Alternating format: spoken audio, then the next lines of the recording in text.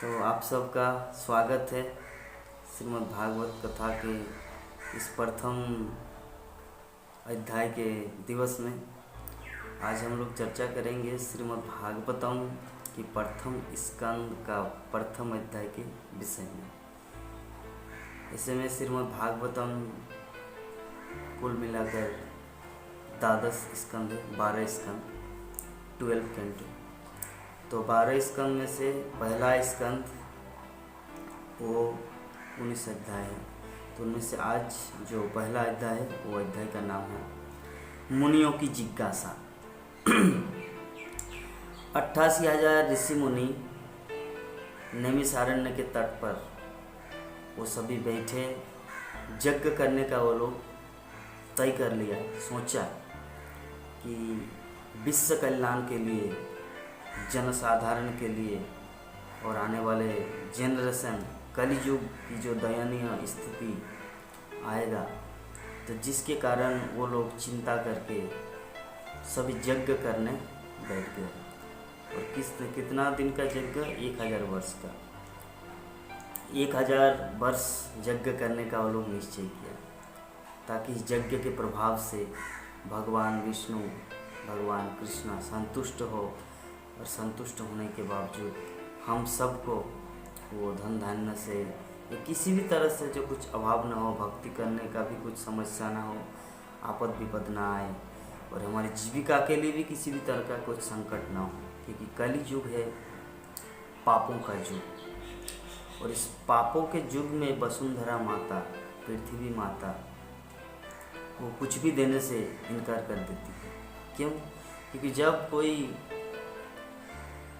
कहने का अर्थ है, एक मालिक है, तो उस मालिक ने मैनेजर रखा है, सेक्रेटरी रखे हैं, सचिव, सब कुछ रखे हैं, लेकिन अगर मालिक के साथ कोई अगर दुश्मनी रखे तो सेक्रेटरी और मैनेजर उस व्यक्ति का सहायता नहीं कर सकता, क्योंकि वो सहायता कर भी नहीं सकता और उसका इच्छा भी नहीं होगा करने का।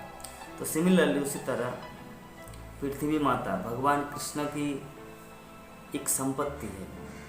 ये जो पृथ्वी भगवान कृष्ण का एक ऐश्वर्यों में से एक है, ऑपुलेंस में से एक है। तो पृथ्वी माता व्यक्ति को तभी कुछ देता है जब भगवान कृष्ण की भक्ति सभी करता है।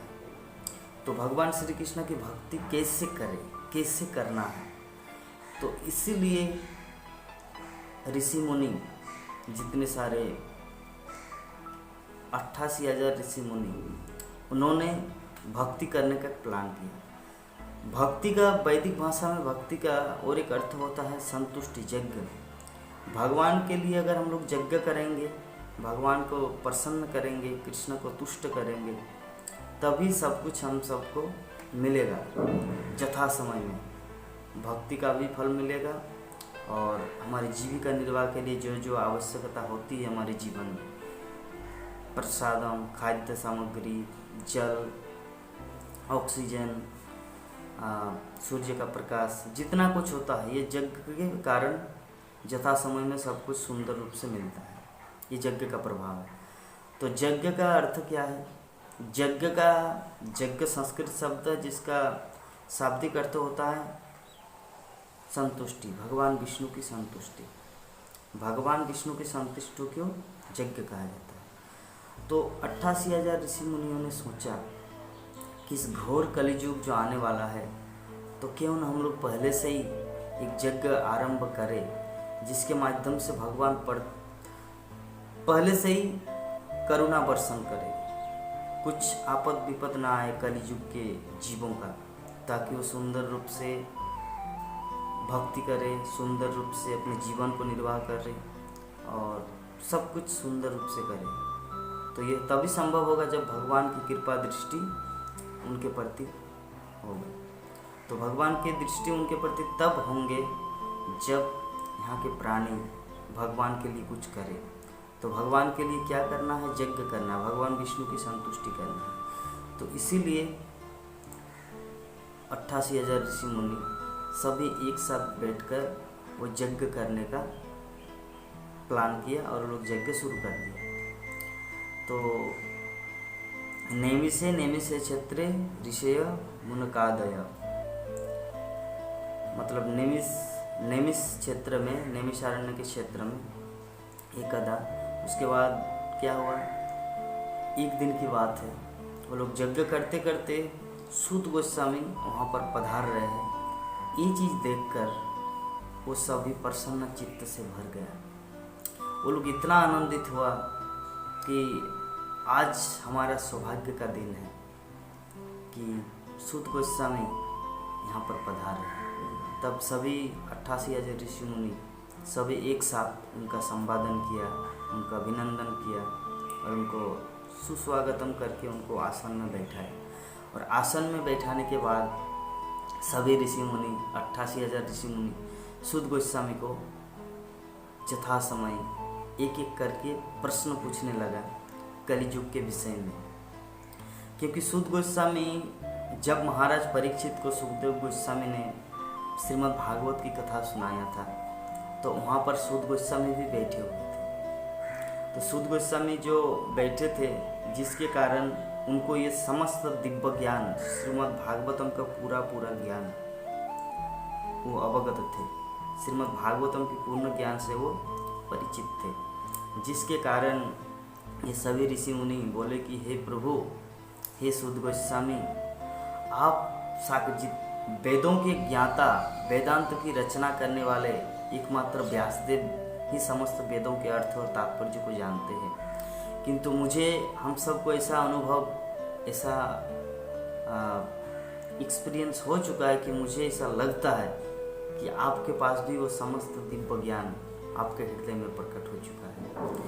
और अगर आप अपने हेतु की कृपावश हम सबको वो समस्त दिव्य भागवत की चर्चा, भागवतम का ज्ञान हम सबको अगर आप सुनाएंगे, तो हम सब कृतार्थ हो जाएंगे। और कलियुग के आने वाले जेनरेशन, प्रजा, जो कलियुग में जितने सारे लोग जन्म लेंगे, और जब आपकी मुखानिषित वाणी श्रीमद् भागवतम की कथा को सुनेंगे, तो सब अपने जीवन में आनंद उठा पाएंगे। आनंद का मतलब क्या? भक्ति का आनंद। वो भगवान को देख पाएंगे, भगवान को वो अनुभव कर पाएंगे कि भगवान श्री कृष्ण इस जगत में हैं, अभी भी है, और उनको रियलाइज कर पाएंगे अपने जीवन में।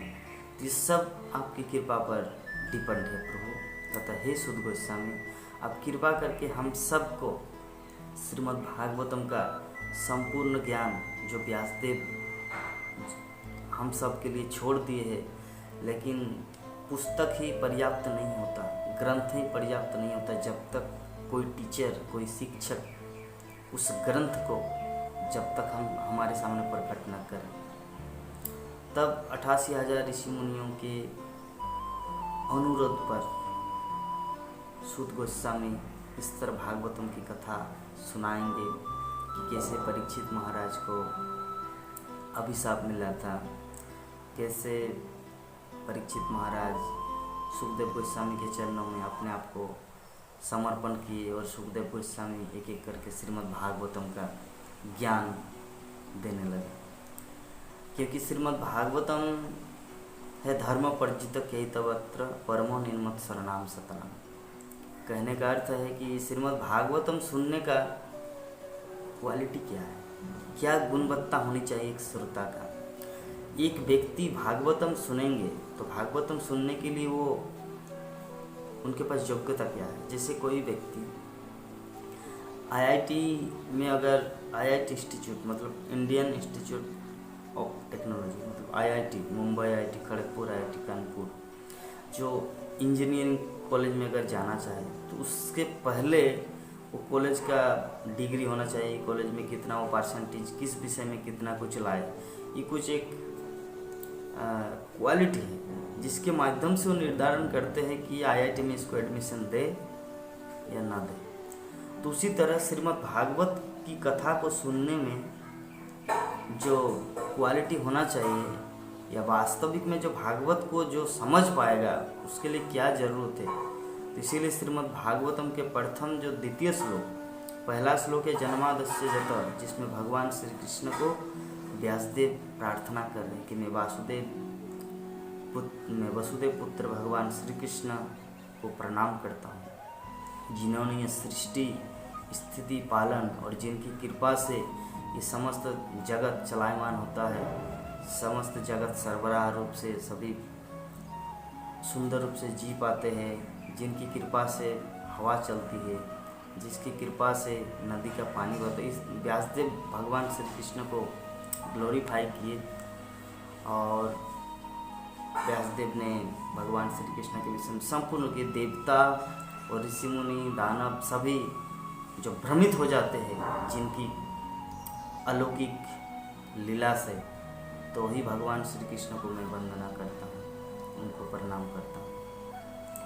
तो ये पहला श्लोक। तो सेकंड श्लोक में धर्म पर्जित केतवत्र परमो निर्मत शरणाम सतम। सेकंड श्लोक में व्यासदेव लिख रहे हैं कि धर्म पर्जित केतव, ये भागवत पुराण क्या है?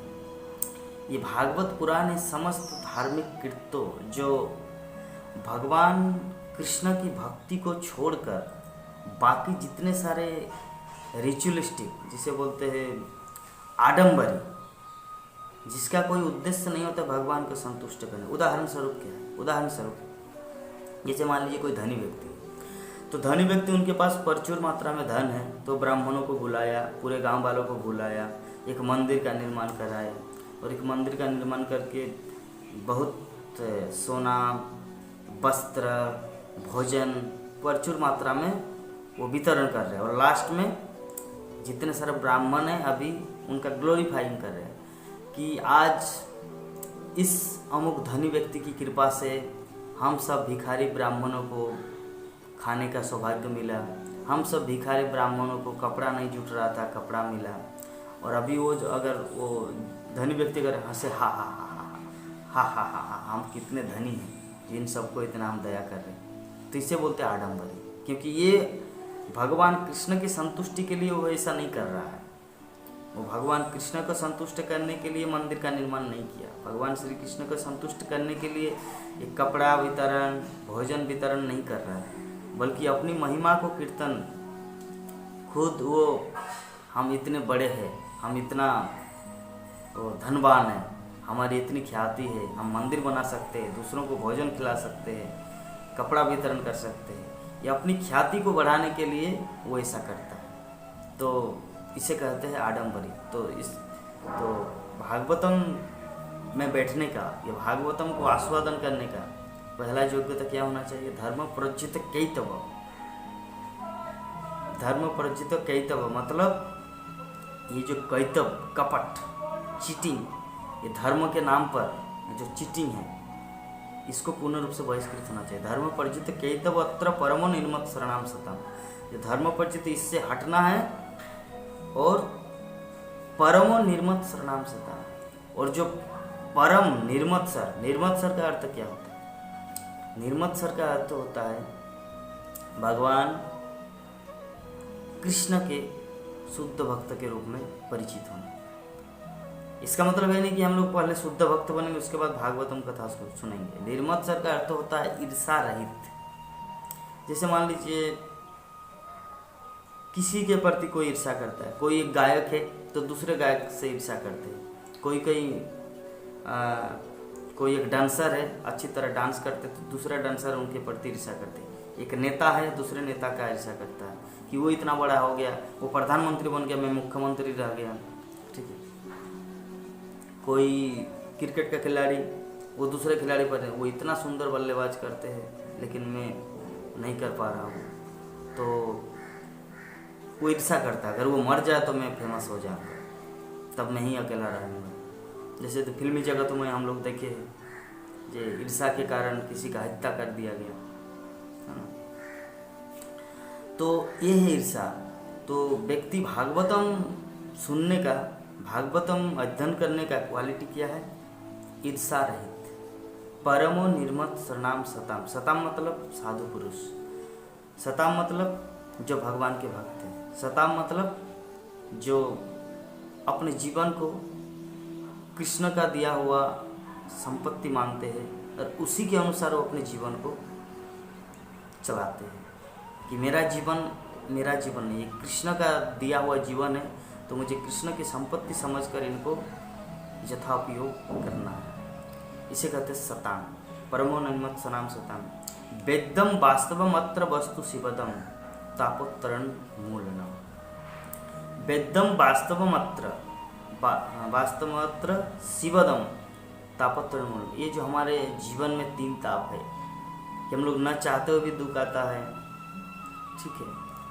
तो वेदम वास्तवम अत्र मतलब भागवतम पुराण, भागवतम पढ़ने से वास्तविकता को हम लोग पहचान पाएंगे, वास्तविकता को जानेंगे। और वास्तविकता को जानने का अर्थ क्या है कि हम लोग पूर्ण रूप से ये भिज्ञ हो जाएंगे, अपने आप को जान पाएंगे कि मैं भगवान का सेवक हूँ। मैं अपने आप को सोच सकता हूँ कि मैं जगत का मालिक हूँ, मुझे दुख नहीं चाहता। लाइक दैट बहुत प्रकार का वो कष्ट उठाते हैं, विभिन्न प्रकार, पागल की तरह बहुत कुछ सोचता है। पागल व्यक्ति कौन है? पागल व्यक्ति वही होता है जो अपने यथारूप, अपने स्वरूप से अनभिज्ञ है, उसे कहा जाता है पागल। तो इस संसार में जितने सारे लोग हैं जो कृष्ण भक्ति या कृष्ण तत्व, आत्म तत्व के बारे में नहीं जानते, वो सब पागल है। क्यों? क्योंकि उसको पता नहीं कि मैं क्या हूँ। तो इसमें श्रीमद् भागवतम को जो पढ़ेंगे, भागवतम को जो अध्ययन करेंगे, भागवतम को जो यथा श्रवण करेंगे, तब क्या होगा? वेदम जानता है, जान पाएगा, वास्तवम अत्र, और वास्तविकता को समझ पाएंगे कि मैं क्या हूँ। अत्र वस्तु शिवदम, शिवदम मतलब शुभ, अच्छा। तापत्रोन्मूलनम, और जितना जो हमारा दुख है, 3 प्रकार का जो दुख है, एक मन के माध्यम से दुख होता है, किसी प्राणी द्वारा दिया गया दुख, जैसे मच्छर का काटना, नहीं चाहते फिर भी मच्छर काटता है। जैसे सुनामी, भूकंप, बाढ़, अकाल, कोरोना वायरस, ये जो नहीं चाहते हुए फिर भी आता है, यह है दैविक। तो दैहिक, दैविक और भौतिक 3 प्रकार के ताप है। तो तापत्रय, त्रय मीन्स 3, ताप मीन्स दुख, ज्वाला, तापत्रय उन्मूलन, उन्मूलन मतलब मुक्त हो जाता है। श्रीमद् भागवते महामुनि कीर्ते किंबा परेश्वर, ये जो श्रीमद् भागवत महापुराण व्यासदेव ने हम सब के लिए लिख दिया है, छोड़ दिया है, तो हम लोग को किसी दूसरा आश्रय लेने का जरूरत ही नहीं है, कोई दूसरा ग्रंथ पढ़ने की जरूरत ही नहीं है। अगर हम लोग श्रीमद् भागवतम का अध्ययन करेंगे, भागवतम को पढ़ेंगे, भागवतम की कथा को श्रवण करेंगे, तब हम लोग को और कुछ नहीं चाहिए।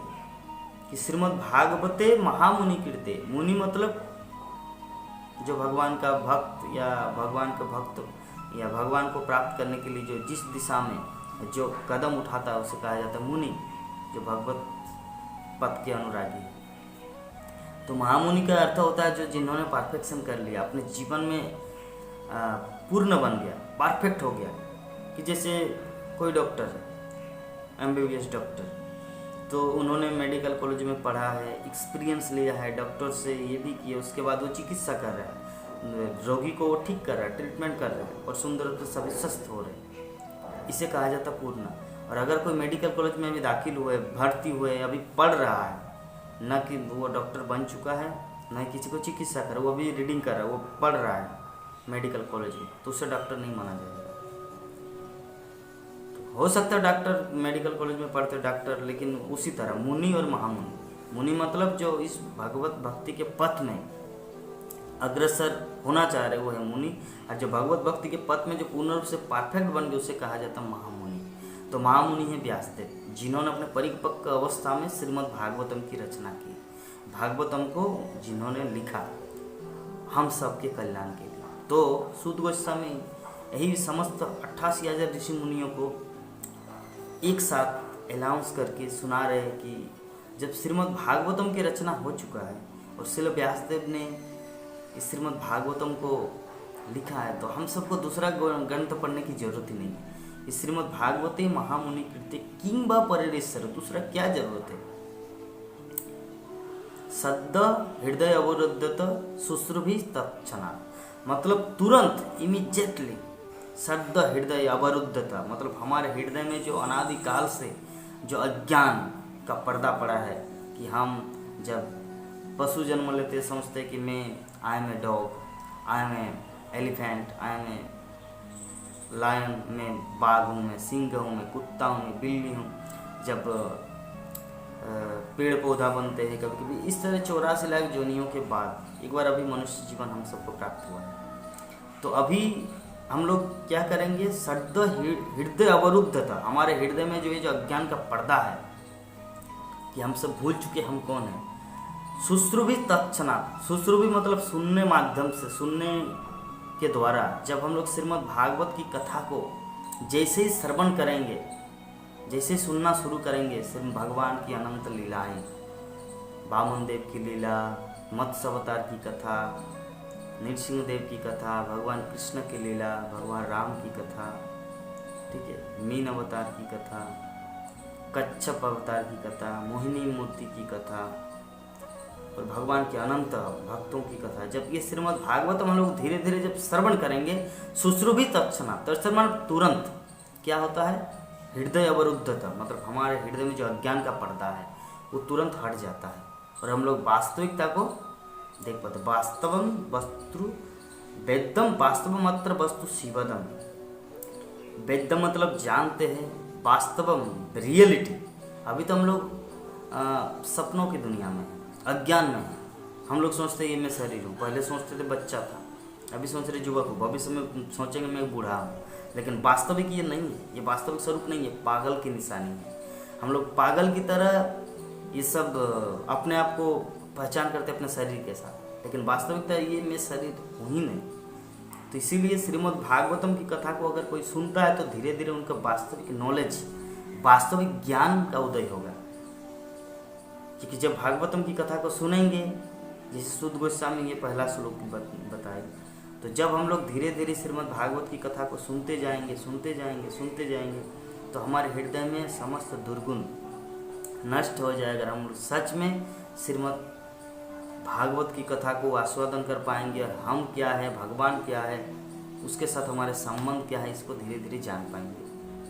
क्योंकि हम लोग को भागवतम कथा में रुचि इसलिए नहीं आता क्योंकि हम लोग सोचते अरे कृष्ण तो अर्जुन के लिए था, कृष्ण तो राधा रानी के लिए है, कृष्ण तो 16,108 गोपी के लिए, अरे कृष्ण तुम्हारे लिए भी है, इसको समझना है। और ये तभी होगा जब हम लोग भगवान की कथा को सुनेंगे। क्योंकि जैसे ही हम लोग भगवान की कथा को सुनेंगे तो धीरे धीरे रियलाइज होगा कि हम भी भगवान से कांटेक्ट में हैं, हम भी भगवान के साथ जुड़े हुए भगवान की एक संतान हैं। फिर 5 रस जो है, शांत, दास, सख्य, वात्सल्य और मधुर, शांत रूप से भगवान है, हम हैं। दास्य रस से भगवान कृष्ण मालिक है, हम उनके दास हैं। सख्य रस में भगवान मेरे सखा है, वो मेरे मित्र है, मैं उनके साथ खेलूंगा, घूमूंगा, फिरूंगा, खाऊंगा, सब कुछ।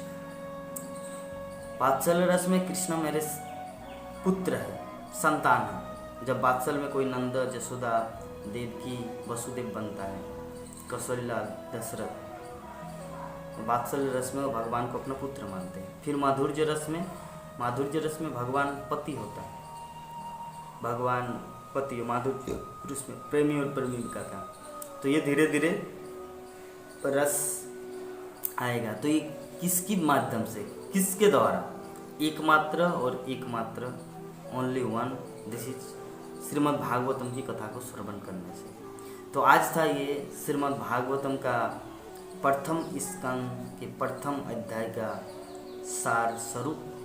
तो कल हम लोग और चर्चा करेंगे दूसरे अध्याय के बारे में। तो आज यही विराम देते हैं।